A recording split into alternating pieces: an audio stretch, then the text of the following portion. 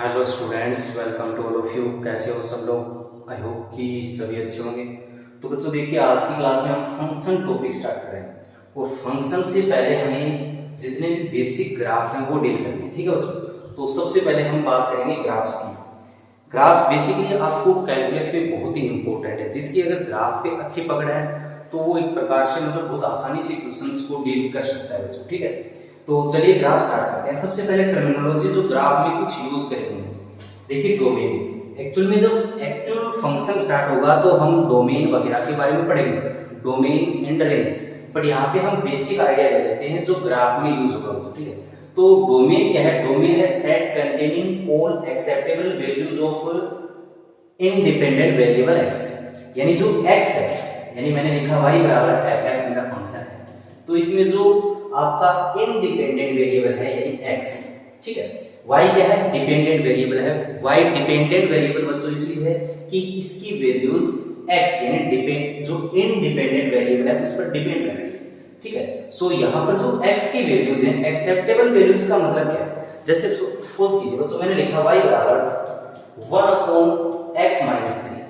तो यहाँ पर देखिए, अगर मैं x बराबर 3 रख देता हूँ सो ये क्या बन जाएगा? y बराबर 1/0। तो बच्चों ये अनडिफाइंड है, डिफाइन नहीं है। इसका मतलब x बराबर 3 है वो इसके डोमेन में नहीं है। ओके बच्चों, यानी x बराबर 3 इसके डोमेन का पार्ट नहीं है, या हम कह सकते हैं कि x बराबर 3 है वो अनएक्सेप्टेबल वैल्यू है यहाँ पर। ओके, सो देखिए, अगर मैं एक ग्राफ बनाऊं जिसपे यहाँ पर मैंने लिख दिया, कुछ भी ऐसे करके ग्राफ लिया, यहाँ ये है। अच्छा बच्चों, ओपन सर्कल का मतलब है कि ये वैल्यू है वो क्या है?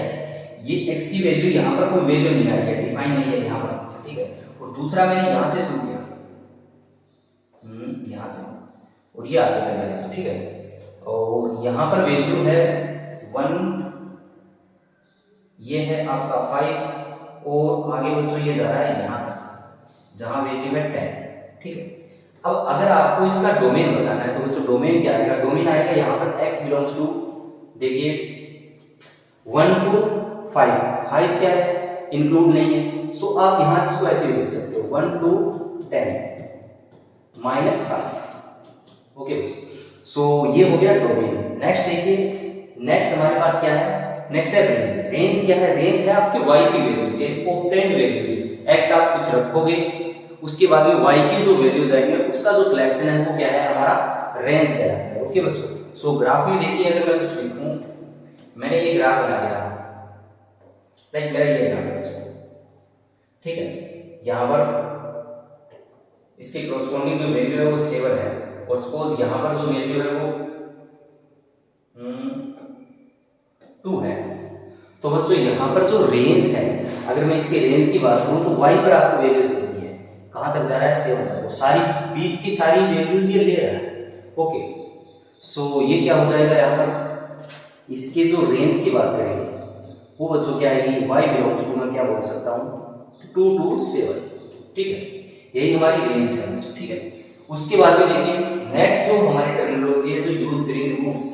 रूट्स क्या है? Values of x for which y is 0। Simply mean कि y कहां पर 0 हुआ? x एक्स पे।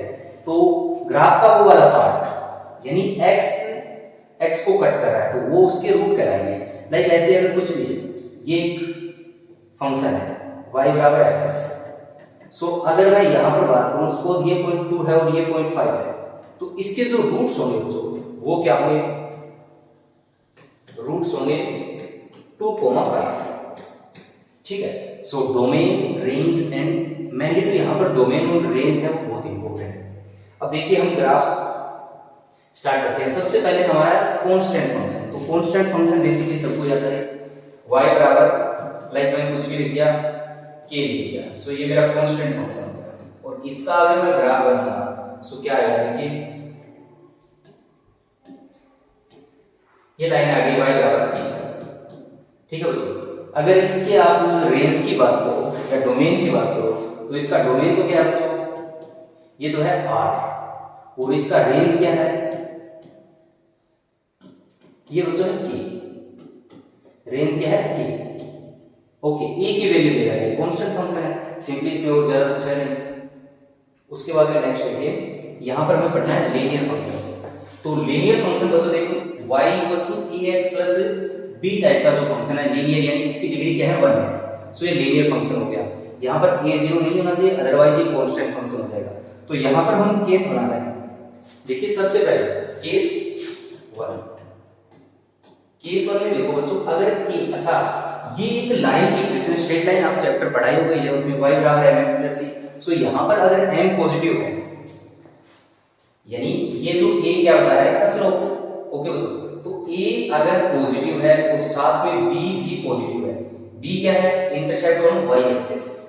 ठीक है बच्चों, b भी अगर पॉजिटिव है यानी y एक्स पे कहां कट रहा है, तो इसका मतलब b पॉजिटिव का मतलब है y एक्स को, पॉजिटिव y एक्स को कट करेगा बच्चों। अच्छा a क्या है, tan थीटा, इसका स्लोप a बराबर मैं क्या कह सकता हूं tan थीटा, या आप बोल सकते हो स्लोप। ओके बच्चों, स्लोप पॉजिटिव है, इसका मतलब tan थीटा की वैल्यू पॉजिटिव है, इसका मतलब थीटा है वो 90 डिग्री से छोटा है। इसका मतलब बच्चों यहाँ पर जो लाइन बनेगी वो किस टाइप की आएगी, और ये कह रहा है b है वो पॉजिटिव है, इसका मतलब इस लाइन, इसको y एक्स को कट करेगा ऊपर की साइड में। ठीक है बच्चों, और स्लोप इसका क्या होना चाहिए, यानी थीटा है वो 90 डिग्री से छोटा होना चाहिए। a का मतलब है थीटा क्या है 90 डिग्री से छोटा, a पॉजिटिव है, इसका मतलब किस टाइप से आएगा, ये तो ये मैक्सिमम कर रहा है कि ये इसका स्लोप होगा वो इस टाइप से होगा। ठीक है बच्चों, और b पॉजिटिव है वो कह रहा है कि ये ऊपर कट करेगा, इसका मतलब ये जो लाइन है ये वो ऐसे है। ठीक है बच्चों, ये इधर कट करेगा, इसने तो बताया b पॉजिटिव, ये जो पॉइंट है ये क्या है 0,b। ओके, और ये है आपका थीटा। सो tan थीटा बराबर यहां पर क्या है a, और ये tan थीटा की वैल्यू क्या है बच्चों पॉजिटिव है यहां पर। सो tan थीटा है वो 90 से छोटा होता है, उसके बाद में ये तभी पॉजिटिव होगा। केस 2, अगर बच्चों आपका a फिर से पॉजिटिव है बट b क्या है नेगेटिव, b नेगेटिव, तो इस केस में जो ग्राफ आएगा केस 2 का, वो बच्चों क्या होगा, वो यहां से ऐसे आएगा, यानी नेगेटिव y एक्स को कट करेगा, b नेगेटिव है इसका मतलब। सो ये पॉइंट हो गया आपका 0,b, और यहां पर ये थीटा आ गया। सो इसका स्लोप तो फिर से क्या है पॉजिटिव है। अच्छा नेक्स्ट देखिए, आगे मैंने स्पेस रखा है देखने का। सो यहां पर देखिए केस 3, केस 3 में बच्चों अगर a आपका क्या है नेगेटिव है और b पॉजिटिव है, इसका मतलब स्लोप क्या है नेगेटिव। तो स्लोप नेगेटिव का बच्चों मतलब हो गया एंगल है वो 90 डिग्री से बड़ा होगा। ठीक है, एंगल 90 डिग्री से बड़ा, और b पॉजिटिव, इसका मतलब पॉजिटिव y एक्सिस को कट करेगा। सो ये वाला इसका ग्राफ आ गया। ठीक है, ये पॉइंट तो हो गया 0,b, और यहां पर ये थीटा है जो ग्रेटर देन क्या है 90 डिग्री, इसका मतलब क्या हुआ tan थीटा है वो नेगेटिव हो गया बच्चों। ओके, और tan थीटा यहां पर क्या है a है, इसके स्लोप को बता रहा है। अब नेक्स्ट देखिए केस 4, इसमें क्या है तो अगर a आपका नेगेटिव है और b भी नेगेटिव है, इसका मतलब ये क्या होगा, अगर आप इसका ग्राफ बनाओगे तो कैसा बनेगा, इसको कट करेगा, स्लोप ऐसे रहेगा, तो ये वाला है। ओके बच्चों, इस बार ये आपका b क्या है नेगेटिव है, और ये हो गया थीटा जो 90 डिग्री से ज्यादा है। ओके, सो यहां पर ये 4 केस बन गए। नेक्स्ट देखिए बच्चों, ये क्या है क्वाड्रेटिक फंक्शन का ग्राफ बनाना है। क्वाड्रेटिक फंक्शन क्या होता है, y equals to ax square plus bx plus c बराबर, सॉरी यहां पर मैंने इक्वेशन बना दिया बराबर 0 नहीं, ये हो गया a should not equals to 0। Okay, तो चलिए इसके लिए हमें क्या करना है कि जो क्वाड्रेटिक का जो ग्राफ होता है वो क्या होता है, ये आपको इसमें भी कुछ बातों का ध्यान रखना है। एक तो a पॉजिटिव का, a पॉजिटिव होगा, पहली बात तो जो क्वाड्रेटिक का ग्राफ होता है वो पैराबोलिक शेप होती है, यानी या तो ग्राफ ऐसे होगा या ऐसे। ठीक है बच्चों, यू टाइप का। सो अगर a पॉजिटिव है तो इसका मतलब होगा ग्राफ की शेप होगी वो ऊपर की ओर होगी, पैराबोला अपवर्ड पैराबोला होगा। और अगर बच्चों a आपका नेगेटिव है, इसका मतलब पैराबोला है वो डाउनवर्ड होगा। सो उसका जो मुंह इधर की ओर खुलेगा, ये तो a का साइन डिसाइड करेगा। उसके बाद में बच्चों x एक्स को कट करेगा या नहीं करेगा या टच करेगा, ये आपका कौन डिसाइड करेगा, d। ठीक है बच्चों, तो यहां पर अगर मैं बात करूं d की, देखिए अच्छा a ने ये डिसाइड किया कि इसकी शेप कैसे होगी। सो ये आगे मैंने स्पेस रखा है तो यहां पर पूरा यूज कर लेते हैं। ठीक है, देखिए a क्या डिसाइड कर रहा है, अगर a आपका पॉजिटिव है इसका मतलब ये होगा, और ए अगर आपका नेगेटिव है इसका मतलब ये वाला। ओके बच्चों, अब देखिए डी, अगर डी आपका ग्रेटर देन 0 है, इसका मतलब क्या होता है बच्चों? इसका मतलब होता है इस ये जो क्वाड्रेटिक आपका फंक्शन है, एक्सप्रेशन है, उसके अगर आप जीरोज फाइंड करोगे तो 2 जीरोज आएंगे बच्चों यहाँ पर देखिए, ठीक है। यानी एक्स एक्स को 2 जगह कट करेगा, जो रूट्स की बात कर रहे हैं, तो एक्स एक्स को कट करेगा, इसका मतलब एक्स एक्स को कट तो ऐसे भी कर सकता है और ऐसे भी। सो ये केस बनेंगे, और यहाँ इनमें से कौन सा होगा उसका जो डिसीजन हम लेंगे वो किसके बेस पे लेंगे? ए की वैल्यू के बेस पे। ये ए पॉजिटिव क्यों बता रहा है और ये ए नेगेटिव। उसके अलावा जो अगर डी आपका क्या होगा बराबर 0 है, इसका मतलब टच करेगा, सो यहाँ पर या तो ऐसा बनेगा या ऐसा बनेगा। ओके, और अगर डी बच्चों आपका क्या है? नेगेटिव है, तो इस केस में हवा में रहेगा, यानी एक्स एक्स को टच भी नहीं करेगा और कट भी नहीं करेगा, या तो ये वाला सीन बनेगा या फिर ऐसे। ओके, तो अभी देखिए हम बना लेते हैं इनके। पहला केस क्या है? इफ केस 1, अगर आपका डी क्या है बच्चों? Greater than 0, D greater than 0, इसका मतलब पक्के से एक्स एक्स को क्या करेगा? कट करेगा। सो यहाँ पर भी फिर से हमारे पास ए क्या है? ए ग्रेटर देन 0 और ए बी क्या है? ए लेस देन 0, ठीक है बच्चों। तो a ग्रेटर देन 0 है, इसका मतलब पैराबोला है ऊपर की ओर बोलेगा। सो यहां से देखिए क्या आएगा? ये वाला ग्राफ बनेगा। ओके, और इस केस में कौन सा बनेगा? Downward parabola. नेक्स्ट देखिए केस 2, अगर बच्चों आपका d 0 है तो क्या होगा? d अगर 0 है इसका मतलब टच करेगा। सो यहां पर सिंपली अगर आपका a पॉजिटिव है बच्चों तो ये वाला ग्राफ बनेगा। ओके, बहुत बड़ा बनाया कोई ना। और बी पार्ट में अगर आपका ए क्या है जो नेगेटिव है, सो ये इस प्रकार से टच करेगा डाउनवर्ड डायरेक्शन। ओके, नेक्स्ट देखिए जो यहाँ पर केस 3, इसमें क्या है? अगर आपका डी नेगेटिव है, इसका मतलब कट नहीं करेगा। सो अगर ए पार्ट में मैं क्या बोलूँ? ए अगर आपका पॉजिटिव है, इसका मतलब ये ऊपर की ओर रहेगा और ऐसे, इसको ना कट कर सकता और ना ही टच कर सकता। और बी पार्ट में अगर मैं लिखूं कि ए अगर आपका नेगेटिव है तो यहाँ ये डाउनवर्ड पैराबोला होगा। ओके, सो ये आपके क्वाड्रेटिक जो फंक्शन है उसके ग्राफ हो गए। अच्छा, उसके अलावा जो यहाँ पर आप कुछ इंपॉर्टेंट चीज और ध्यान रख सकते हो। इस जो पैराबोला है इसकी अगर मैं वर्टेक्स की बात करूं तो ये वाला पॉइंट है, इसके जो कोऑर्डिनेट होंगे बच्चों वो क्या होंगे? जो इसका वर्टेक्स होगा इसके जो कोऑर्डिनेट होंगे बच्चों वो होंगे -b/2a और -d/4a। ठीक है बच्चों, ये वर्टेक्स के कोऑर्डिनेट होंगे। ओके, और वैसे आप ये भी निकाल सकते हो, इसको दूसरा निकालने का तरीका क्या है? जो यहाँ पर अल्फा और बीटा होगा, अगर इस केस में तो सिंपली अल्फा बीटा ये सिमेट्री से हम देख सकते हैं कि ये जो पॉइंट आएगा, सपोज ये अल्फा और ये बीटा, इसके रूट्स अगर आपको पता है तो यहाँ पर ये जो पॉइंट आएगा वो होगा अल्फा प्लस बीटा। ठीक है, अल्फा प्लस बीटा बाई 2। और फिर अगर आप ग्राफ के जो एक्सप्रेशन है उसके अंदर अल्फा प्लस बीटा बाई 2 रख दोगे तो इसका y कोऑर्डिनेट दिया जाएगा। ये x कोऑर्डिनेट है और ये y कोऑर्डिनेट है। सो ऐसे भी हम निकाल सकते हैं, और वो सिंपली होगा क्या? वो होगा आपका -b/2a एंड -d/4a। ओके, तो ये हो गया बच्चों क्वाड्रेटिक फंक्शन के बारे में। अब यहाँ पर कुछ एग्जांपल हैं उसको देख लेते हैं। अच्छा, इससे पहले अगर आपने यार प्लीज चैनल को सब्सक्राइब नहीं किया तो वो काम कर दीजिएगा। Okay please. तो चलिए यहाँ पर स्टार्ट करते हैं। ये हमारा जो क्वेश्चन है इसको देख लीजिए, इसको फैक्टर कर लेते हैं। ये क्या बनेगा? y बराबर x+2 इंटू x+3। सो यहाँ पर अगर इसके रूट्स की बात करें तो ये क्या आ रहा है? -2 एंड -3। अगर इसके रूट्स की बात करें -2 एंड -3, सो यहाँ से इसका अगर मुझे ग्राफ बनाना है, पहली बात y x को कहाँ कट करेगा? तो इसके लिए आप क्या करो? x0 पुट कर दो, सो c पर कट करेगा, यानी y बराबर ax² plus bx plus c। अगर मुझे ये निकालना है कि y x को कहाँ कट करेगा तो पॉइंट क्या आएगा बच्चा? 0,6। सो यहाँ पर 6 इसका मतलब ये जो आपका ग्राफ है ए पॉजिटिव है, इसका मतलब ये ऊपर से जाएगा और वाई एक्स को यहाँ पर यानी 0,c पर कट करेगा। ओके, सो ये जो इसकी शेप आएगी वो कुछ ऐसी आएगी। ये आपका पॉइंट हो गया 0,6। अच्छा, यहाँ ये पॉइंट है, ये क्या आएगा?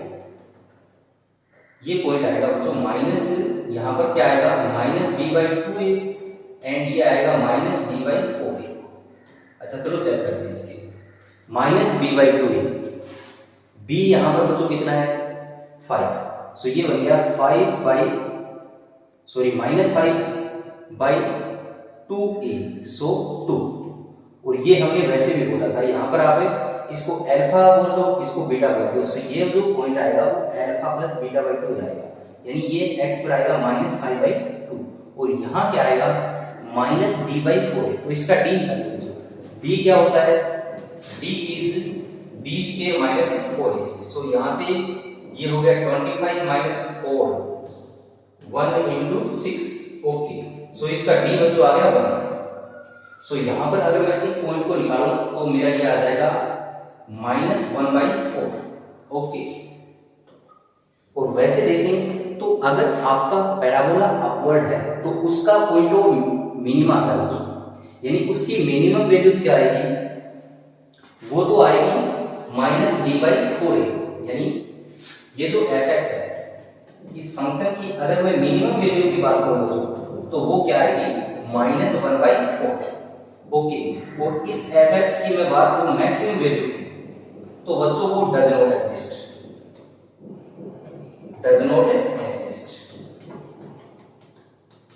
यानी अगर आपका अपवर्ड पैराबोला है तो -d/4a बच्चों क्या है? फंक्शन की मिनिमम वैल्यू है, और -b/2 क्या है? पॉइंट ऑफ मिनिमा है। ओके बच्चों, और इसी प्रकार अगर आपका पैराबोला डाउनवर्ड है तो उस केस में बच्चों मैक्सिमम वैल्यू आती है। जैसे इस केस में तो इसकी मिनिमम वैल्यू एग्जिस्ट कर रही है, मैक्सिमम एग्जिस्ट नहीं कर रही, ऊपर इनफाइनाइट की ओर जा रही है। अगर डाउनवर्ड पैराबोला होता बच्चों तो उस केस में मैक्सिमम वैल्यू एग्जिस्ट करती है, यानी ये वाली वैल्यू मिनिमम इनफाइनाइट की ओर जा रहा है, so does not exist. Okay, यहां पर मैं क्या कह सकता हूं? ये जो इस बार पॉइंट ऑफ मिनिमा तो होगा ना, वो तो पॉइंट ऑफ मिनिमा होता है, पॉइंट ऑफ मिनिमा या पॉइंट ऑफ मैक्सिमा तो होती है x की वैल्यू। सो इस केस में बच्चों क्या आएगा? पॉइंट ऑफ मैक्सिमा, यहां पर इसकी मैक्सिमम वैल्यू आ रही है, तो पॉइंट ऑफ मैक्सिमा क्या आएगा -b/2a, और मैक्सिमम बच्चों वैल्यू क्या आएगी -d/4a। ओके, अच्छा इसको निकालने का हमारे पास डिफरेंशिएशन वाला जरूरी है। अगर हम यहाँ पर आप डिफरेंशिएट कर देते हो इसको, उससे भी क्या आ जाएगा? पॉइंट ऑफ मिनिमा और पॉइंट ऑफ मैक्सिमा आ जाएगा। वैसे ये वाला आप एप्लीकेशन ऑफ डेरिवेटिव में पढ़ोगे इसको, ठीक है, डिफरेंशिएशन का यूज करके मैक्सिमा और मिनिमा फाइंड करना। अब देखिए यहाँ पर ये, तो इसका मतलब अगर इसको आप वैसे ओपन करोगे तो ये a इसका क्या आएगा बच्चों? नेगेटिव आएगा। अगर मैं इसको वैसे करता हूँ, ओपन कर लेता हूँ, सो क्या आएगा? देखिए यहाँ पर बनेगा 4x -x² and -12 plus 3x। So overall बच्चों क्या आ गया? ये -x² प्लस 7x -12। तो यहाँ पर बच्चों इसका a है वो क्या है? नेगेटिव है। a क्या है? नेगेटिव। तो ये जो ग्राफ बनेगा वो कैसा बनेगा? डाउनवर्ड पैराबोला बनेगा। तो देखिए यहाँ पर हम इसके जीरोस भी फाइंड कर सकते हैं, रूट्स फाइंड कर सकते हैं। क्या है? 3,4। ये पॉइंट आपका 3 और ये 4 है। शेप इसकी रहेगी ऐसे। अच्छा, y(x) को कहाँ कट करेगा? उसके लिए यहाँ 0 पुट करो, सो -12 भी करेगा, यानी ये कुछ इस प्रकार से आएगा। ये पॉइंट आपका क्या है? -12 है। और ये वाला भी आप निकाल सकते हो। दो तरीके, एक तो बताया था -d/4a करके निकाल दो, यानी यहाँ पर जो वैल्यू है वो क्या है? -d/4a है।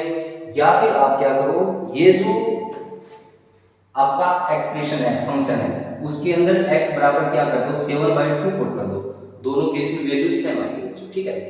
और यहां पर अगर मैं बात करूं इसकी रेंज की,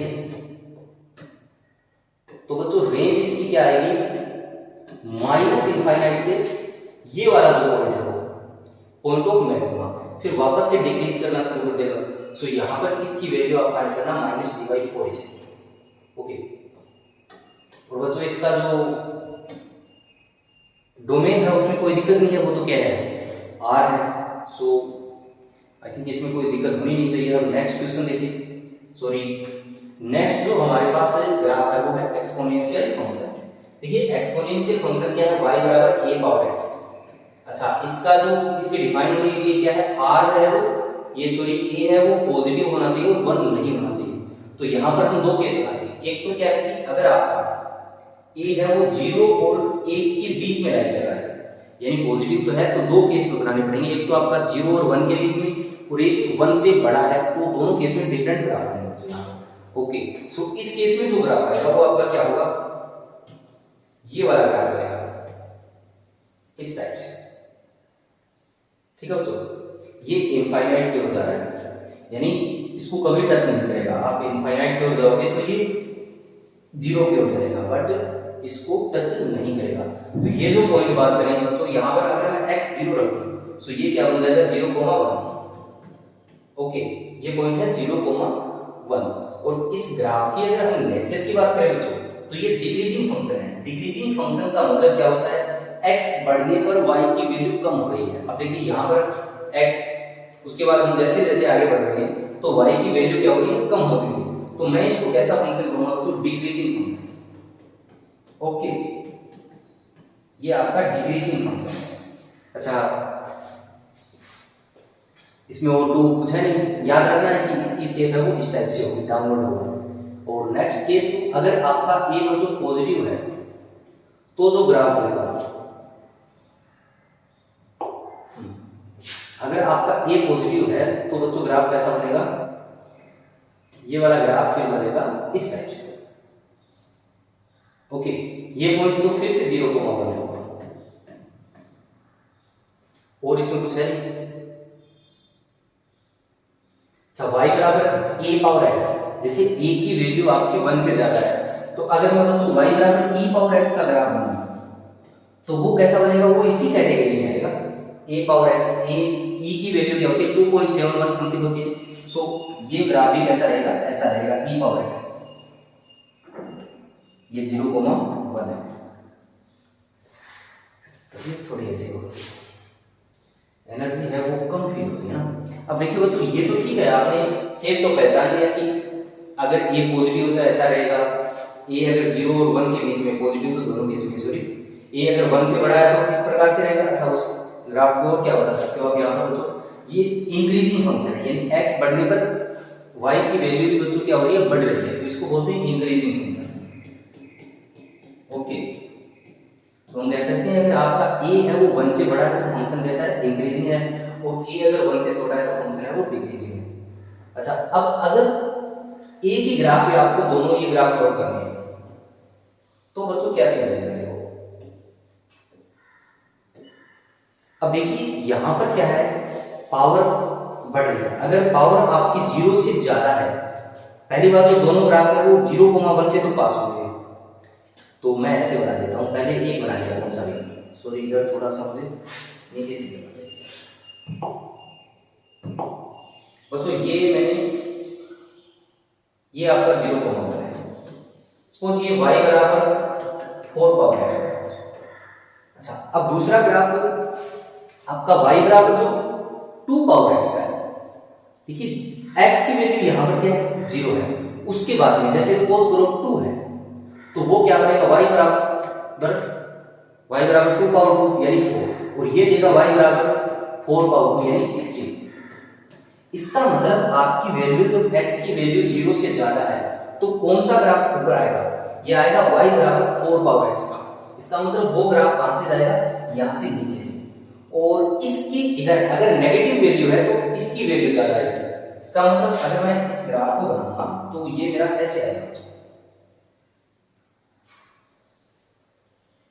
ओके यानी x अगर आपका, ये आपका है y बराबर 2 पावर x का, ये यहां से देख सकते हो, जैसे x बराबर 2 पर वैल्यू क्या है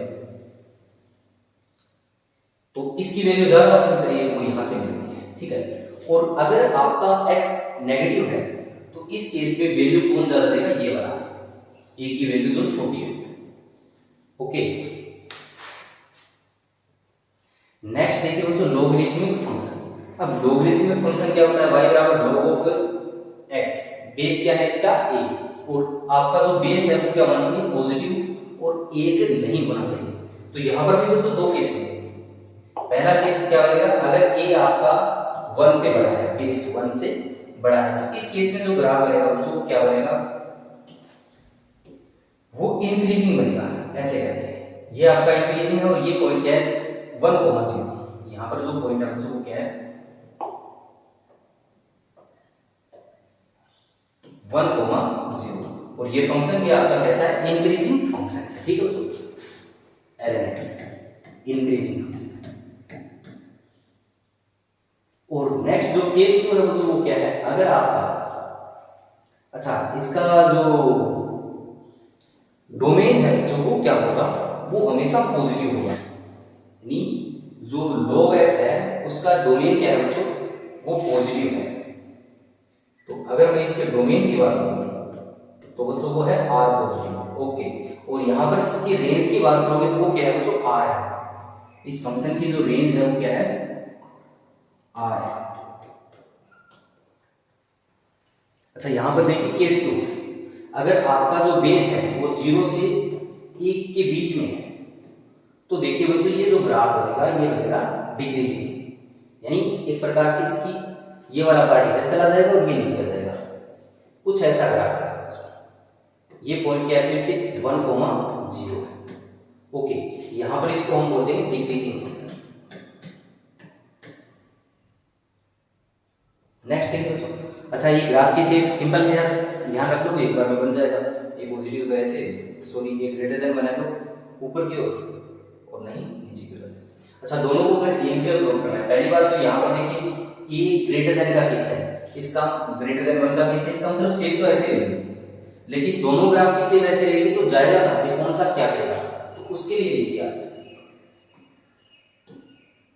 किसी एक को बना लीजिए पहले। सपोज ये मेरा पॉइंट है 1,0 और ये जो ग्राफ है वो है y बराबर log x बेस 3। अच्छा बच्चों ये आपको log की प्रॉपर्टी पता है कि दोनों ग्राफ हैं वो अगर मैंने 1 रखा, log 1 बच्चों क्या होता है, हमेशा 0 होता है। इसका मतलब यहां से तो दोनों पास करेंगे 1,0 से। अब देखिए बच्चों एक log की प्रॉपर्टी हो है log a बेस ये होता है 1। इसका मतलब ये वाला जो ग्राफ है वो मेरे को 1 वैल्यू कहां देगा, जैसे सपोज करो ये आपका y बराबर 1 है, इसका मतलब x बराबर 3 पर ये वैल्यू क्या देगा मेरे को, x बराबर 3 पे 1 देगा। तो यहां पर क्या है बच्चों, x बराबर 3 है, ठीक है। और ये मेरे को देगा x बराबर 2 पर, ये जो है वो x बराबर 2 पर देगा। इसका मतलब x बराबर 2 मेरा यहां है, इसका मतलब ये यहां से पास होगा जो log ऑफ 2 वाला है। तो अगर मुझे इसको बनाना होगा तो इसकी जो शेप आएगी वो कुछ इस प्रकार से आएगी, नीचे आने के बाद ये ऐसे हो जाएगा, ठीक है। और ये आपका रहेगा log of x base 2, okay. तो आई थिंक यहां तक सफिशिएंट है आज की क्लास के लिए बच्चों। हमने जितने भी ग्राफ पढ़े वो आप अच्छे से क्या करना, नोट्स भी बना लेना, बाकी वो नेक्स्ट क्लास में करेंगे। और अभी तक आपने चैनल को सब्सक्राइब नहीं किया है तो प्लीज़ याद कर दीजिए, ओके। Thank you.